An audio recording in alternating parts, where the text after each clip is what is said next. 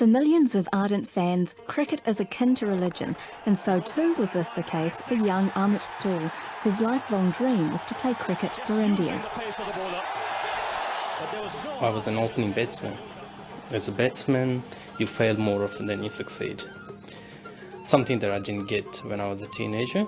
So those failures and those tears on and off the ground played a big part in my growth. He's gone for the throw, and there it is! I remember growing up, I was a huge Brian Lara fan. Sri Rajasekar.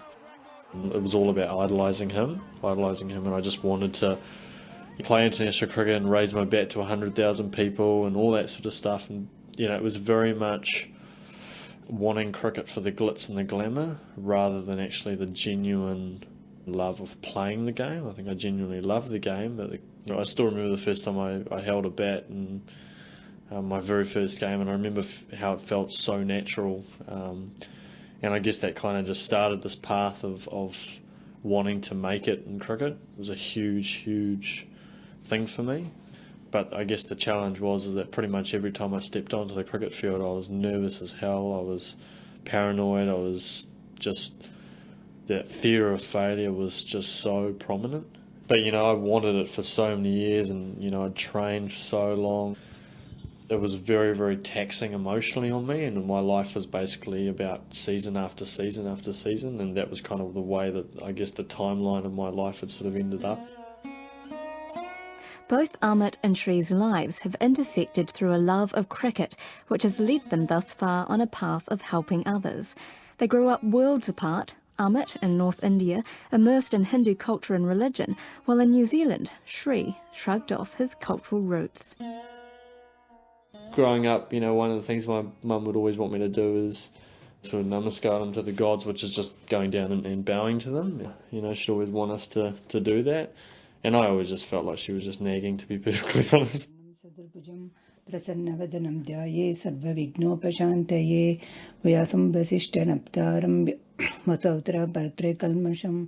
In a small room just off the Rajasekar family kitchen, Sri's mum Lalita starts her daily ritual.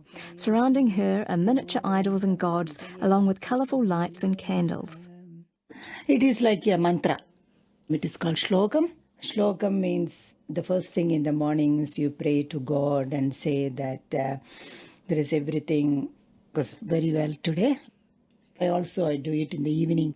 Bhagataram tataram sarvasampatam lokam biramam Sri Ramam bhuyo bhuyo namamyaham. I suppose your son, I don't know if you have other children who, if they don't adhere to the same spiritual practice as you, how does that make you feel? Sometimes I feel a bit sad, but sometimes you can't help it, you see, because they grow in different sort of culture and environment. But as long as they believe in God, that's the thing I want, no?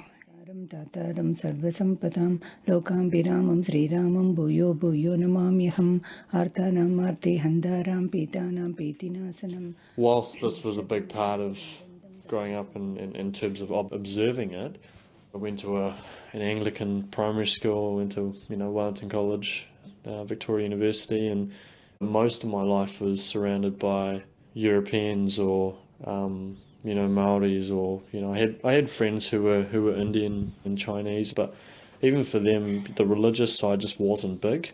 I don't think I really even knew many people that were religious. Growing up with this, I just thought, oh yeah, whatever, I just sort of I very much did. Even when I was 12, I think I had a sort of a sacred thread ceremony over in India.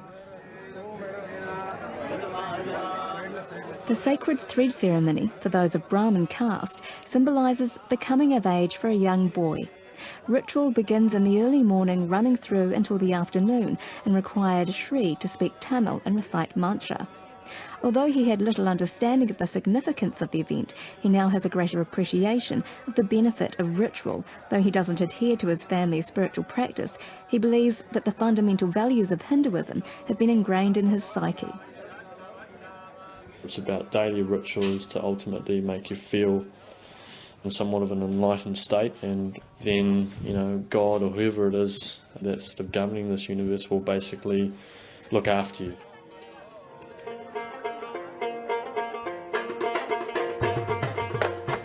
born and brought up in India, going to temples at special occasions like your birthdays, following the key rituals, doing the morning and evening prayers. I never did any sort of chanting. I'm more sort of quiet sort of person when it comes to chanting. Usually go to a temple.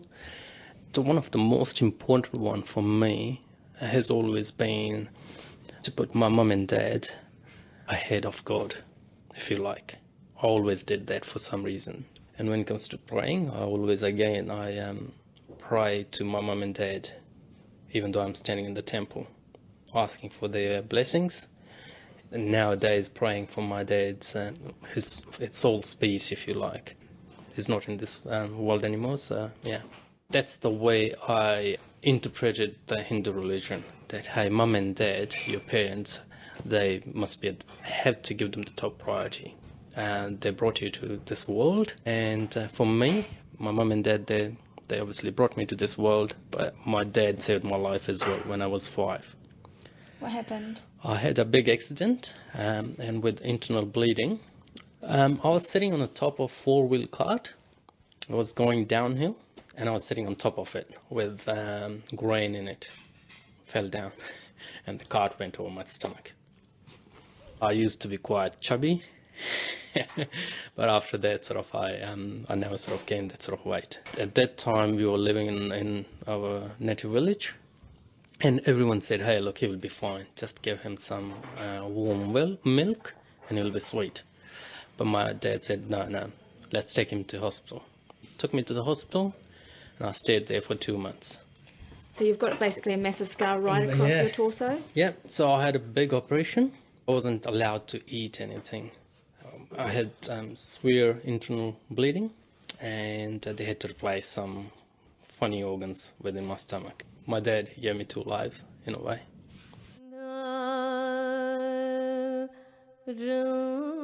Being given another chance at life and then later seeing real poverty firsthand had an impact on Amit's perspective, which would later transform his life goals.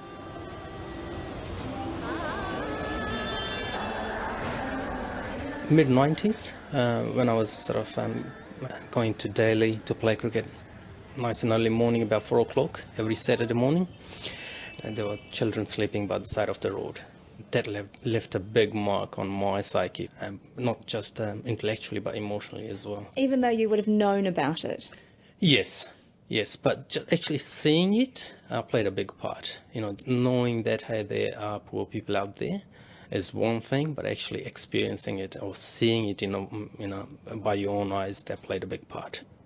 Initially, I wanted to play cricket for India, but experiencing that changed that emotion. Rather than actually playing for India, I wanted to play cricket so that I can do the things that I want to do, i.e. providing education to those children. Probably one of the most important things that you can do is to provide education to children that aren't able to get education. That will change their lives. And that's something that I got out of that experience. And when my father passed away in 2008, that's when me and Sri started GST Trust with a key objective to provide scholarships to children in India to go out and do their further studies, complete their degrees, and change their lives. How do you go about selecting candidates? We go to India. So far, over the last 2 years, we have selected 5 students, and it's all about asking them some key questions. Why do you want to study? Why should we help you? It's not about the best answer that they give, it's all about their authenticity. Initially, we only wanted to do it for 1 child, but we ended up giving 2 scholarships in year 1, 2012.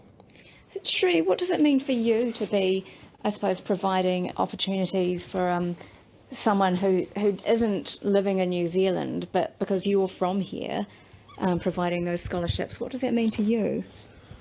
All of the stuff that we do is all about serving, helping others, and we are in such a privileged position here. I mean, it's unbelievable. Look around here, look all the gadgets and everything.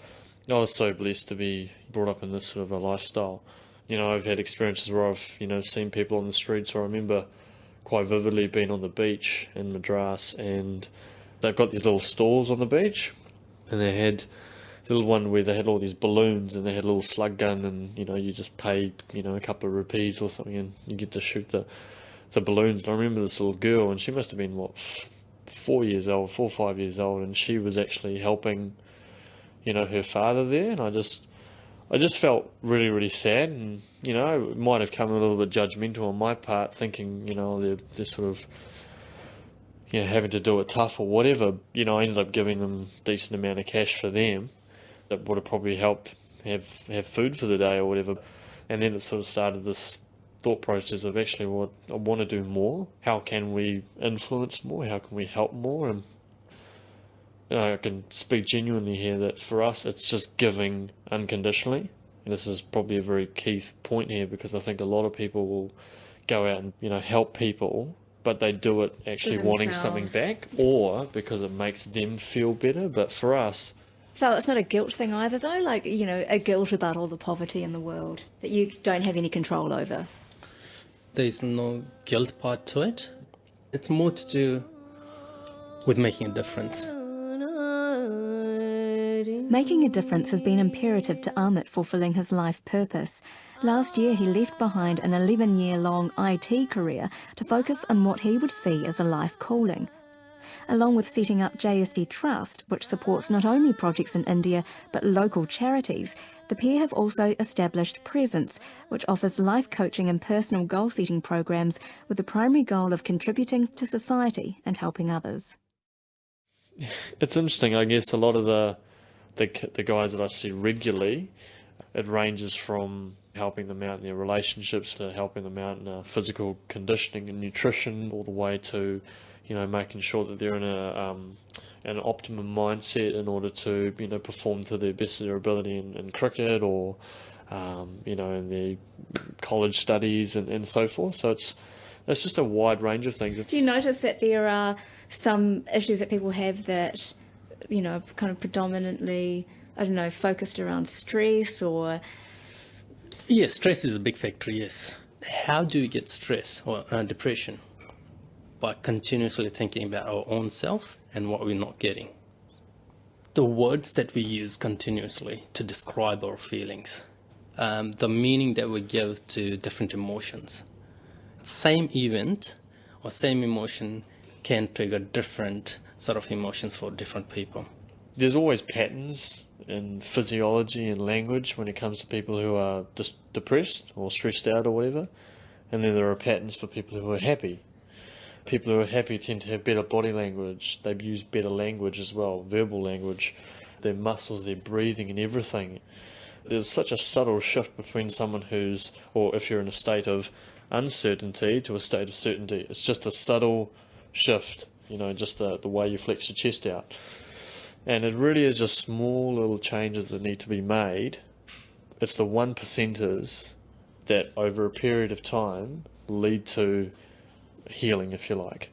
I think we just get into these patterns of behaviour, of language, of emotions that we continue to focus on over and over and over and over, that leads us into what they class as depression.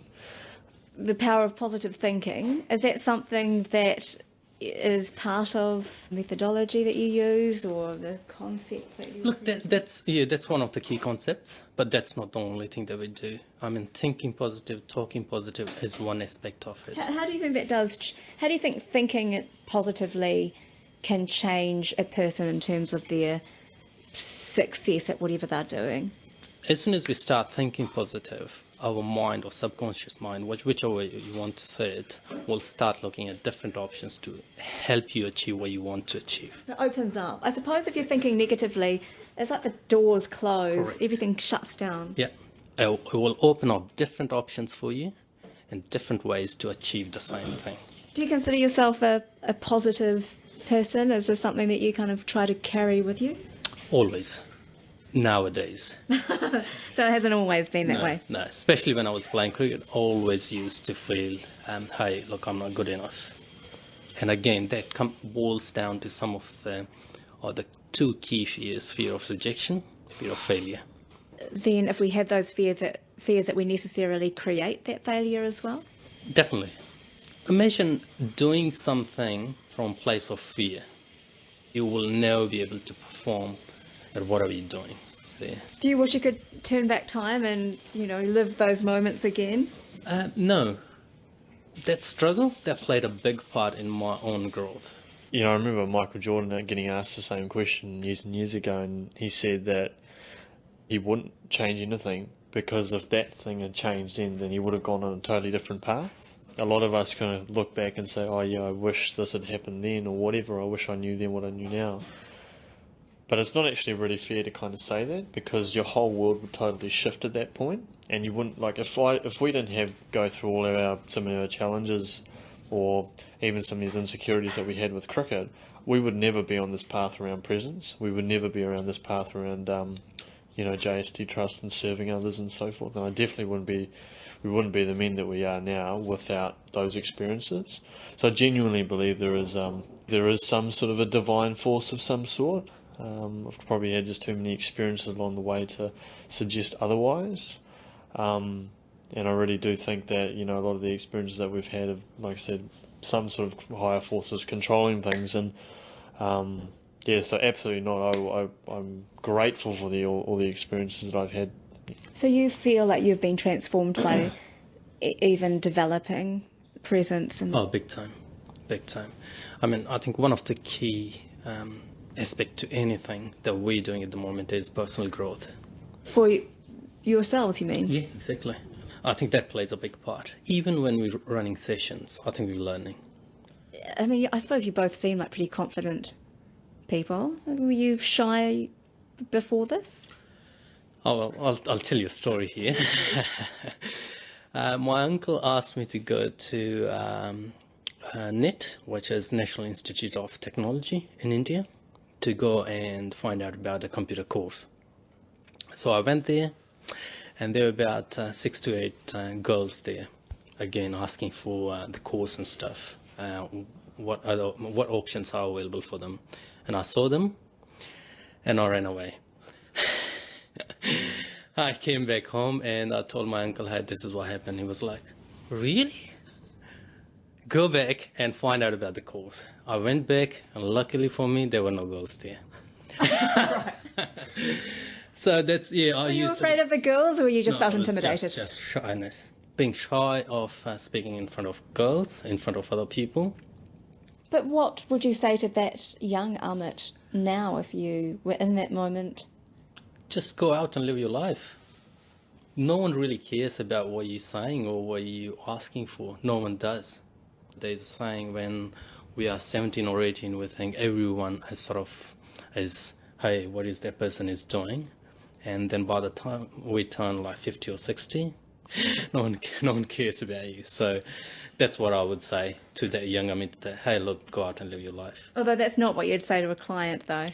Well, if they were incredibly shy, you wouldn't say, look, buddy, no one gives a rat's. Hey, to be frank, yeah, I would say that. Hey, look, no one really cares about that. It's such a cool service to have. Growing up, if I had people like this in my life or whatever to sort of guide me and teach me some of the things that I guess that we've learnt along the way. Okay, so what have we got here? All right, what I got here, it's from Gita. जो हुआ अच्छा हुआ, जो हो रहा है वह भी अच्छा ही हो रहा है, जो होगा वह भी अच्छा ही होगा. Whatever happened in past, or whatever happening right now is for good. तुम्हारा क्या गया जो तुम रोते हो? You didn't bring anything to this life. तुम क्या लाए थे जो तुमने खो दिया? तुमने क्या पैदा किया था जो नष्ट हो गया? You achieved everything from here within this world, and you're going to leave it here. तुमने जो लिया यहीं से लिया, जो दिया यहीं पर दिया. Today it's yours, tomorrow it will be someone else's.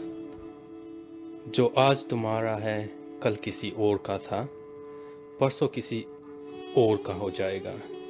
परिवर्तन संसार का नियम है. All that's happening here is transformation. Whatever is happening for a valid reason. We can't control the past, we cannot control the future. What we can control is what we're doing in the present moment. So that's another one of our key teachings, that what we're doing now is really, that's the only thing that matters here. Is this one quite significant for you? Well, yeah, it allows me to sort of not worry about things in a way. Live in presence, you do your bit, you keep moving forward. All of these, I suppose, are up to interpretation, aren't they? Correct, yes. Depending on the person. Yeah. So interpretation plays a big part. And whatever you're doing, it doesn't matter whether it's Hindu or any other religion or whatever you're reading.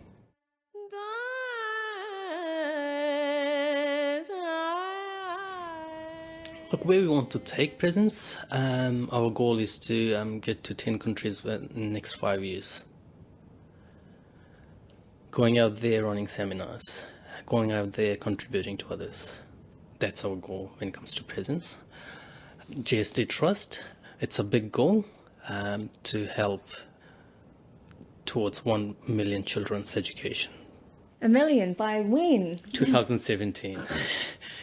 It's pretty close, and we don't even know how it's going to happen. Because you'd have, I don't know, help to fund entire schools, or? Look, that's another one of our goals, to go ahead and open a school and just provide free education through there. To help 1 million children, it's all about providing them scholarships to go out and do their studies. For me, anyway, this is really what presence is all about, is serving others and helping them live a life where they just come from a place of joy and love and compassion and empathy and all those other positive emotions, and the flow and effect from that, you just can't put a price on it. And then therefore you also have to embody the philosophies yourself. Correct. Yeah, true. As Sri said, it's all about serving. And, if it was about money, I would have stayed in IT. I quit my 100K job to drive a cab so that I can have more time to concentrate on presence work or GST Trust work. If it wasn't for money, we wouldn't have done that. If our motives were around money, then we will fail. If you're always focusing on money, you're focusing on a lack of what you don't have right now. Whereas, I like to just trust that I live in a world of abundance, and whatever's going to happen, as long as I feel my life purpose, the financial rewards will just take care of themselves. I've also seen too many times where, you get people who are wealthy as anything, but they're still miserable, because they just keep chasing and chasing and chasing and chasing the same thing over and over. And the money tends to be more of an ego thing, but it really means nothing in the end. A huge part for me anyway is just raising, I guess, human consciousness. True happiness comes from giving. I believe the secret to living is giving, and it's just, the more you help, the more you give to others unconditionally, the more fulfilled you generally just feel inside, and you're contributing to society. You're contributing to a raising of consciousness. Half the world's problems are all based around fear, of lack, of any sort of insecurity or greed. If I can make one small change in them, and then it just ripples along to hundreds, thousands of people elsewhere, then great. I think it's fantastic. It's from Sri Bhagavad Gita. मनुष्य उसके विश्वास मनुष्य को बनाते हैं. A manusha, a human being, is made by the beliefs that he has. It's purely about serving, and we believe that if we add value to people's lives, everything else will be taken care of.